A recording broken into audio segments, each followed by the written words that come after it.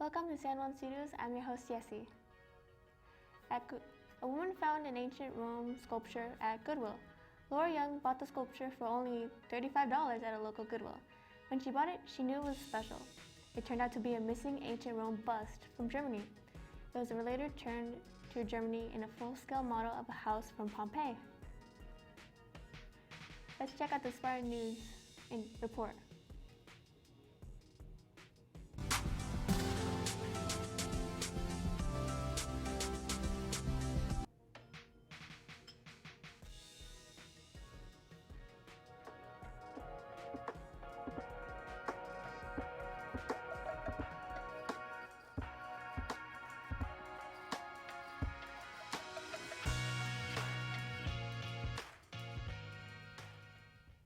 What led to the start of the newspaper club? So every year we have the option to have a newspaper club. Most high schools have them, and San Juan just hasn't for several years. So when I saw there wasn't going to be one, I suggested maybe we try and start one, and I asked all the English teachers to send any interested students to the library at lunch. Send the very best of the best. And they did, and they came through, and a group came together and just made a paper happen. It was really beautiful. What goes into planning the newspaper?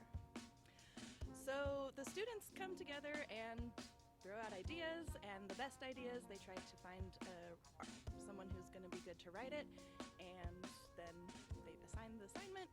Sometimes they come through, sometimes they don't. The most important thing about the newspaper is that it is in on the deadline. So the newspaper that we have is not the first paper we planned, but it is the paper that they got in by the deadline, and I'm just so proud of them. Where do you get the ideas for the stories? Hi.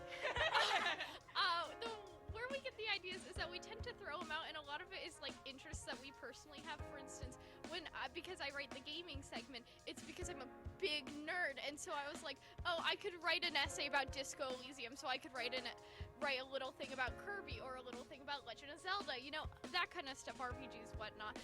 So I was like, and there's a lot of percentage of people who genuinely like gaming on this campus. Or for instance, some of our other writers, like Ayana and Josiana, are a bit more in the trend, so they know how to like talk about that stuff and how to talk with our fellow peers through the newspaper, which is also cool. Or our kid Zubin, he's a sheep for Apple, so he could write a thing about Apple, and that was really a cool thing that we were able to do. And also, of course, she makes sure that we get it all down and are actually plausible things to write about. Okay. Who did the comic and what's the story behind it? Well, you're looking at her.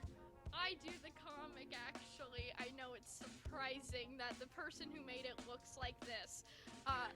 The story behind it actually was originally the character's name was Human Child, and he was part of a Dungeons and Dragons campaign. He was originally supposed to be this alien that had crashed down from Earth, and in an attempt to try and disguise himself, he dressed up as a Girl Scout. And so the entire time, he has this very vague, like if you learned in school, textbook knowledge about Earth's customs, essentially. And so he's just trying to live along with his fellow other aliens on this planet and try to figure out life. But to be fair, that's only one segment of Smorgasbord. There's other ones as well, like we're gonna have the Cutting Room Floors one, which is about newspaper, etc., etc. It's kind of like an Animaniacs route sort of thing.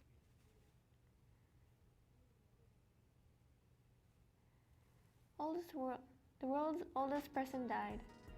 Kanai Tanaka unfortunately passed away in Japan at the age of 119.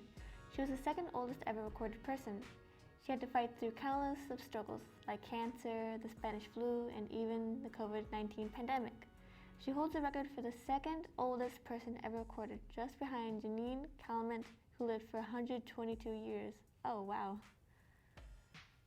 The woman saved hundreds of cats and dogs from Ukraine war. Asia Sierpinska, a 77-year-old hospital animal shelter owner, saved 700 dogs, 100 cats, and even a lion from Russian-Ukraine crossfire.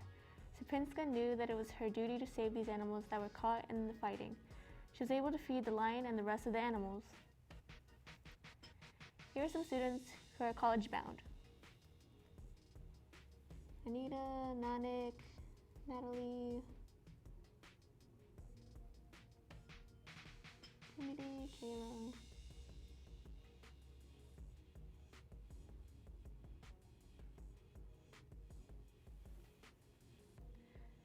Dr. Dear Adarumi was hired to lead the neurosurgery practice at Atlanta Area Hospital.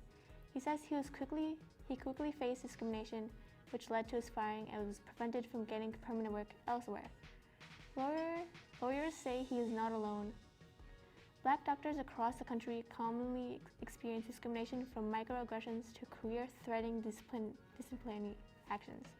When raising concerns to the hospital, they suggested he should resign, but Adewumi refused to quit. Adewumi got fired not for cause, and was assured he'd done nothing wrong, and that he was being dismissed because certain relationships were not fostered.